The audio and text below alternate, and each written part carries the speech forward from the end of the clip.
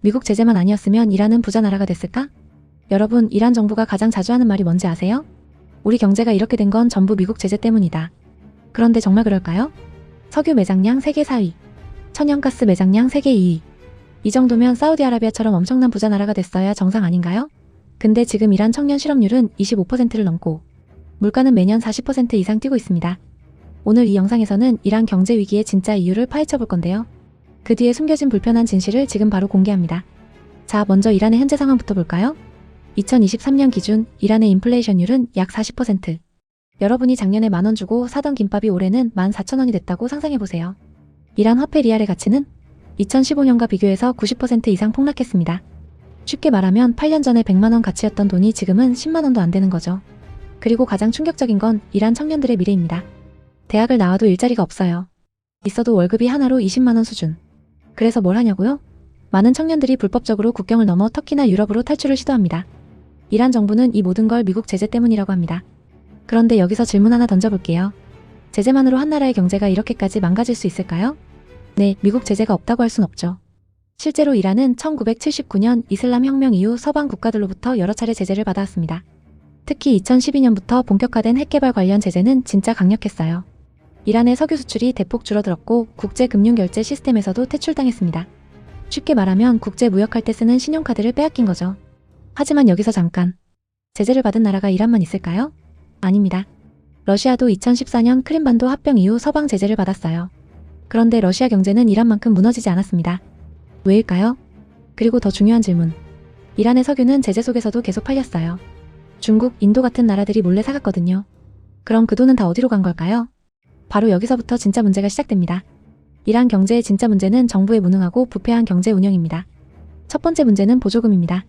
이란 정부는 국민들에게 엄청난 보조금을 퍼부어요. 휘발유, 빵, 전기요금 등의 어마어마한 보조금을 줍니다. 들으면 좋은 것 같죠? 근데 이게 문제예요. 이란 정부 예산의 약 30%가 이 보조금으로 나갑니다. 그러니까 석유 팔아서 번 돈의 3분의 1을 그냥 국민들한테 뿌리는 거죠. 이게 왜 문제냐고요? 휘발유가 너무 싸니까 사람들이 막 씁니다. 밀수꾼들은 보조금 받은 싼 휘발유를 이웃나라에 몰래 팔아서 돈 벌어요. 정부는 돈은 계속 나가는데 경제는 발전이 없습니다.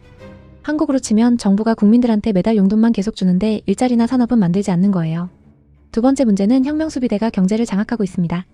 이란에는 혁명수비대라는 조직이 있습니다.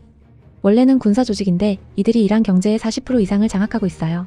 석유, 건설, 통신, 수입까지. 모든 분야의 혁명수비대 계열 기업들이 독점하고 있습니다. 일반 기업들은 경쟁조차 할 수 없어요. 이게 무슨 문제냐고요? 경쟁이 없으니 효율도 없고 혁신도 없고 부패만 커집니다. 게다가 이들은 세금도 거의 안 내요. 국가 경제가 제대로 돌아갈 리가 없죠. 세 번째 문제는 환율 조작과 이중 환율 제도입니다. 이란 정부는 공식 환율과 암시장 환율을 따로 운영합니다. 정부가 정한 공식 환율로는 1달러가 4만 리알이지만 실제 거리에서는 50만 리알에 거래돼요. 이게 뭘 의미하냐고요? 정부 고위층이나 연줄 있는 사람들은 싼 공식 환율로 달러를 받아서 비싼 암시장의 팔아폭리를 취합니다. 일반 국민들은 비싼 암시장 환율로 물건을 사야죠. 결국 부자는 더 부자되고 가난한 사람은 더 가난해지는 구조입니다. 이란과 비슷한 나라가 있습니다. 바로 베네수엘라. 베네수엘라도 석유가 엄청 많은 나라예요. 세계 최대 석유 매장량을 자랑하죠. 그런데 지금은 어떤가요? 국민의 90%가 빈곤선 이하에서 살고 수백만 명이 나라를 탈출했습니다. 베네수엘라 정부도 이란처럼 말합니다. 미국 제재 때문이다. 하지만 진짜 이유는 뭘까요? 차베스와 마두로 정권의 포퓰리즘 정책. 석유돈을 무분별하게 퍼부으면서 산업은 키우지 않았어요. 부패는 극에 달했고 경제 운영은 완전히 실패했습니다. 속도 보셨나요? 베네수엘라의 독재자 마두로를 미국이 체포했습니다. 베네수엘라 독재자 마두로는 부정선거를 통해 수십 년 독재를 이어오고 있었습니다. 천연자원이 풍부하지만 권위주의적 독재 정권이 자유국가와 맞서며 핵개발을 하는 등 세계평화에 위협을 가하며 독재를 이어가던 이란 정권도 최근 위태롭습니다.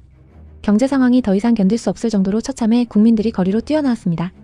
국민들은 미국 제재 반대가 아니라 독재자 타도, 부패 정권 물러나라를 외치고 있습니다. 이란 청년들은 알고 있습니다. 자기들이 가난한 게 미국 때문이 아니란 걸 알고 있습니다. 한 이란 청년은 SNS에 이렇게 썼어요. 우리 아버지는 30년 동안 미국 제재 때문에 우리가 가난하다는 말을 들으며 살았다. 그런데 정부 관리들의 자녀들은 두바이에서 페라리를 몰고 유럽에서 호화 생활을 한다. 이게 미국 제재 때문인가? 테헤란 대학을 졸업한 한 청년은 이렇게 말합니다. 나는 전기공학을 전공했지만 일자리가 없다. 있어도 월급이 50달러 수준이다. 근데 혁명수비대 장성들은 수백만 달러를 해외은행에 예치하고 있다. 제재가 문제가 아니라 이 나라의 시스템이 문제다. 외부의 적을 만들면 내부의 문제를 감추기 쉽다. 정확하게 이란 정부는 이걸 이용하는 겁니다. 이란 정부는 미국을 악마화하면서 자신들의 실정과 부패를 가리고 있어요. 국민들이 정부가 아니라 미국을 원망하게 만드는 거죠.